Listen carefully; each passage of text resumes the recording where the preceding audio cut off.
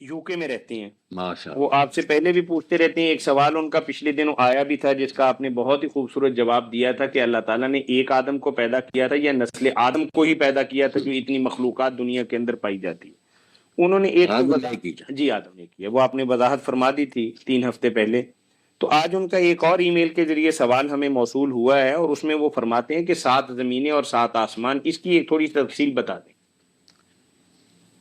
کہ یہ کس اعتبار سے ہم 7 زمینیں شمار کریں گے اور کیسے ہم 7 آسمان شمار کریں گے.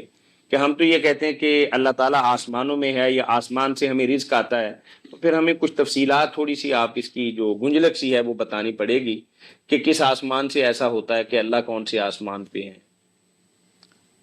اللہ کا تو کیا ہم بتائیں، ہم اس کے بارے میں کچھ بھی نہیں جانتے، بس یہی ہے کہ وہ ہے اور ہم اس کے بندے.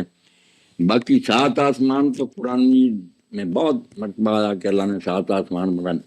زمین ایک ہی صورت ہے جس میں اشارہ کیا کہ اللہ سورہ طلاق میں فرماتا ہے کہ اللہ نے 7 آسمان بنائے، وَمِنَ الْأَرْضِ مِثْلَهَا، اور انہی کی طرح زمینوں میں سے ہی بنایا.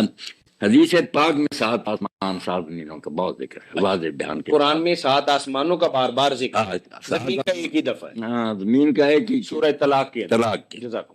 حدیث پاک میں بہت ہے. اسی لیے کہا نا کہ جو ایک برش پر کسی کی زمین زبردستی چھین لے رات بانا تو 7 زمینوں تک پھر ہونا اللہ تعالیٰ وہ ٹکڑا بنا کر اس کے گلے میں ڈالے گا اور جہنم میں پھر وہ اس کو لے کر بہتتا رہے گا. اس 7 آسمانوں 7 آسمان تھوڑی سی اس کی وضاحت فرمائیں. نہیں وضاحت کچھ نہیں، بس ہمیں نا مہمیز دی ہے، بس ذرا کے ایڑی لگائی ہے کہ آگے سے آگے چلو، زمین اور بھی آسمان اور بھی. ٹھیک ہے جی. ان کا دوسرا سوال یہ ہے مولانا، اسی رنگ و بو میں الجھ کر نہ رہ. انگریزی میں انہوں نے لکھا ہے کہ where is the location of جوج ماجوج اینڈ دجال، یعنی جوج ماجوج کہاں پائے جاتے ہیں اور دجال کے بارے میں بھی تھوڑی سی انہوں نے آپ سے رہنمائی اور وضاحت چاہی.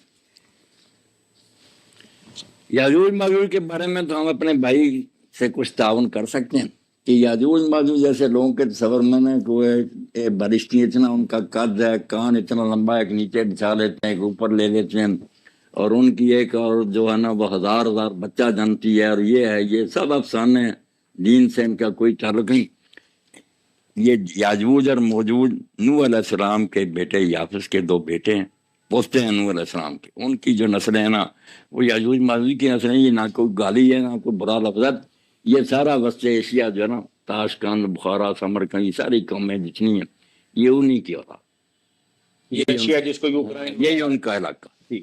انہی سے بچنے کے لیے لوگوں نے چاروں طرف سے نا پھر دیواریں بنائی ہوئی ہیں، کچھ گر گئی ہیں، کچھ اب بھی قائم ہیں. فسادی تھے، جب بھی زیادہ تعداد میں ہو جاتے تھے پھر یورپ کی طرف چلے جاتے، ہندوستان کی طرف آ جاتے. یہ آریہ وغیرہ بھی انہی کی شاخیں تھیں، مگر دوسرے علاقوں میں جا کر کچھ مہذب بن جاتے. یاجوج ماجوج تو یہی قیامت سے پہلے نا ان کا بڑا فتنہ ہوگا، دوبارہ اٹھیں گے. یہ کیا کریں گے پھر؟ تباہی مچائیں. جیسے اب سوشلزم لوگوں نے بہت 70-80 سال ہے، اسی طرح کے فتنے پھر کھڑے کریں، علاقہ فتنوں کا، جب بھی انہیں موقع ملتا ہے نا. ٹھیک ہے، جزاکم اللہ احسن الجزاء. مولانا یہ بات آپ نے بتا دی کہ یوج ماجوج جو ہے یہ قرب قیامت کی نشانیوں میں سے ایک ہے یا اس سے پہلے آئے کا جو قید ہے نا خروج ہے. خروج سے لوگوں نے سمجھ لیا نا کہ وہ پنجرے میں باندھے وہاں سے نکلے. خروج کا معنی نکلنا بھی ہے، شورش بھی ہے. جب لوگ باغی ہو جاتے ہیں حکومت کے خلاف تو اسے خروج ہی کہتے ہیں نا، کہ نکل آئے بازاروں میں آ گئے اور انہوں نے ہنگامے برپا کر دیے. فتنہ خروج ہے یاجوج و ماجوج ہے. ٹھیک. اس سلسلہ میں نے ایک کتاب مجھے یاد آ رہی ہے، آپ بھی شاید اسی کی نشاندہی فرمائیں گے. مولانا ابوالکلام آزاد رحمۃ اللہ علیہ نے ایک کتاب لکھی ہے، پیاری کتاب. وہ اصل میں ان کی تفسیر کا حصہ اصحاب الکہف الگ کتاب نہیں، ماجوج ذل کرنا ان سب پر ہونا قصہ خضر اور موسیٰ، وہ تفسیر کا حصہ بھی ایک کتاب ہے. آدم قریشی صاحب کو بتاتے چلیں اور دیگر 2 احباب ہمارا پروگرام سن رہے ہیں کہ پاکستان کے ایک معروف اشاعتی ادارے طارق اکیڈمی نے مولانا ابوالکلام آزاد رحمۃ اللہ علیہ کی کتاب جو یاجوج ماجوج کے متعلق بہت مفصل اور بہت ہی زیادہ خوبصورت اور مستند کتاب ہے، طارق اکیڈمی فیصل آباد نے اسے شائع کی ہے. اس کتاب کا مطالعہ کریں گے تو آپ کے ذہن کے اندر آنے والے بے شمار اشکالات جو ہیں الحمدللہ وہ حل ہو جائے گا. اور آپ کے حوالوں سے انہوں نے ثابت جی کیا، ٹھیک ہے. بہت اچھا جی بتایا. ہمارے پاس ایک تحریری سوال ہے مولانا. کیا یزید کے کہنے سے امام حسن مجتبیٰ کی بیوی جودہ بن اشعث نے آپ کو زہر دیا تھا؟ زیادہ جادہ نے انہوں نے پیش لکھ کے ڈالا ہے جی، پتہ نہیں پیش شاید. نہیں، زبر اچھا. زیادہ. جادہ بنت اشعث نے آپ کو زہر دیا تھا تاکہ بعد میں تم سے شادی کر لوں گا، لیکن اس کے بعد بتا رہے ہیں کہ وہ مکر گیا. کیا واقعی ایسا ہوا تھا؟ اور جب ان کی قے آئی تو ان کے جگر کے ٹکڑے ان کے منہ کے راستے قے کی شکل کے اندر باہر نکلے تھے. یہ جو مسلمہ بات ہے کہ امام حسن علیہ السلام نا زہر سے ہی شہید ہوئے، یہ تو سب محدثین اور رشین نے لکھا. پر زہر کس نے دیا، کس کے کہنے پر، ایسی سازشیں جو ہیں ان کے بارے میں کو پتہ چلتا ہے، کوئی ثبوت چھوڑتا ہے، اندازے ہی ہوتے ہیں. تو یہ قانون المعبود جو ہے شرح ابو داؤد، اس میں مولانا شمس الحق عظیم آبادی نے یہی لکھا کہ یزید بن معاویہ کے خراب پڑھنا اس زیادہ نے امام حسن علیہ السلام کو زہر دیا تھا. ٹھیک ہے. کتابوں میں زیادہ لوگ یہی دیا جو لکھتے ہیں، ابن حجر بھی کہ 3 بار دیا، آخری مرتبہ پھر بہت زیادہ تھے، جس سے جگر کے ٹکڑے ٹوٹی آ کر پھر ہاتھ میں گر گئے. یہ آدم قریشی صاحب حسین علیہ السلام نے بہت پوچھا کہ بھائی کس پر شبہ ہوا، انہوں نے کہا کیا کرو گے، اس کو قتل کرنا چاہتی، اگر وہی ہے جو میرا خیال ہے، میں نے اللہ پر معاملہ چھوڑا، وہ بہترین کام دینے والا، اور اگر نہیں تو کیوں خام خواہ لوگوں کو قتل کرنا پڑا.